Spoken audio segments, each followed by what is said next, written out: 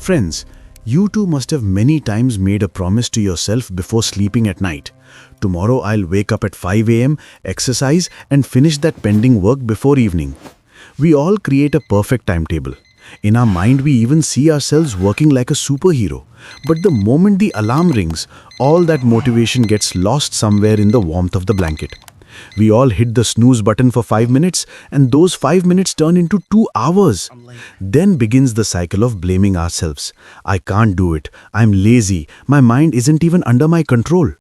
But wait, are you really lazy or is there some program running inside you that you don't even know about? Friends, from religious scriptures to modern motivational speakers, everyone says, control your mind. But no one tells you how this mind actually works technically. If you don't know how a car's engine works, you can't become a mechanic. In the same way, if you don't know your brain's operating system, you won't be able to control it. In today's video, we won't talk about surface level things. We'll talk about pure science and evolution. Today we'll understand why our brain is designed for procrastination, meaning delaying work, and how we can hack this old system and become consistent. So let's uncover some deep secrets of our own brain. Why is our brain lazy?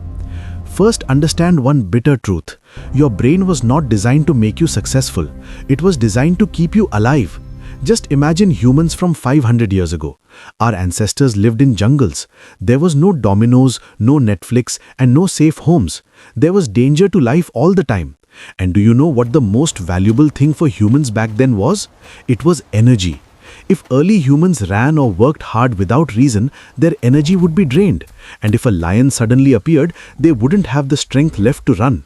That's why nature or natural selection installed a code in our brain: save energy at all costs.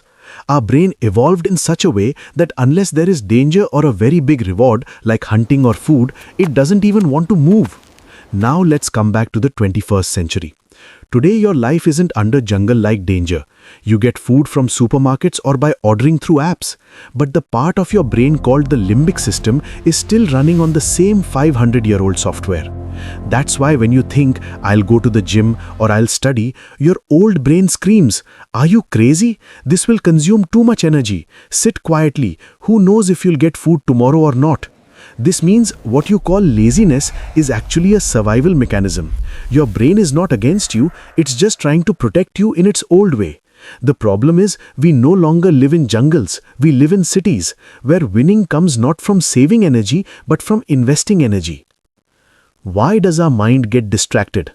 Now the question arises, if the brain wants to save energy, then why do we waste hours scrolling reels or playing video games? There we don't feel lazy. This is where a very powerful chemical of our brain enters, dopamine. Let's understand this with a simple example. Suppose you have two paths. One path is climbing a mountain, very hard work, but after reaching the top, you see a beautiful view.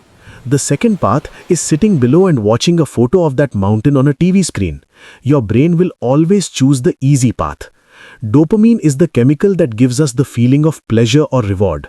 In ancient times, dopamine was released when we did difficult tasks like hunting or finding sweet fruit. But today, we have a device in our pocket called a smartphone. When you watch a reel, your brain gets a little dopamine. When you cross levels in a game, you get dopamine. So without effort, your brain is getting the same chemical reward for which our ancestors worked all day. We can call this cheap dopamine or a cheap addiction. When you sit down to study or do your work, your brain compares options. Option A, study, which requires effort and gives reward later. Option B, pick up the phone, where effort is zero and reward is instant. Your brain, which is a comfort-seeking machine, immediately diverts your attention to the phone. And that's why our mind doesn't stay under our control. It just runs wherever dopamine is easily available. Thoughts can't be stopped. Many people ask me, how do we stop negative thoughts? How do we empty our mind? Friends, there's a big misconception here. You can't stop your mind. If I tell you right now, don't think about a white monkey for the next 10 seconds, I'll say it again, don't think about a white monkey. What happened? The first image in your mind was that white monkey. The job of the mind is to create thoughts, just like the job of the heart is to beat. You can't stop the heart from beating, but by controlling your breath, you can slow it down. Similarly, you can't stop thoughts from coming, but you can choose which thoughts to act on and which to ignore. Let's understand this with a highway example. Imagine your mind is a highway and your thoughts are vehicles on it. Some vehicles are good, positive thoughts. Some are broken, negative thoughts. And some are very fast, like anxiety. The problem happens when you become a traffic police officer and stand in the middle of the road trying to stop every vehicle. You'll get crushed. The secret of consistency and mind control is to stand on the footpath, not on the road, and just watch the vehicles pass. When anger or laziness comes, don't consider it as a part of you.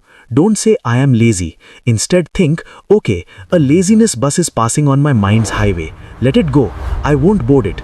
In psychology, this is called metacognition, thinking about your thoughts.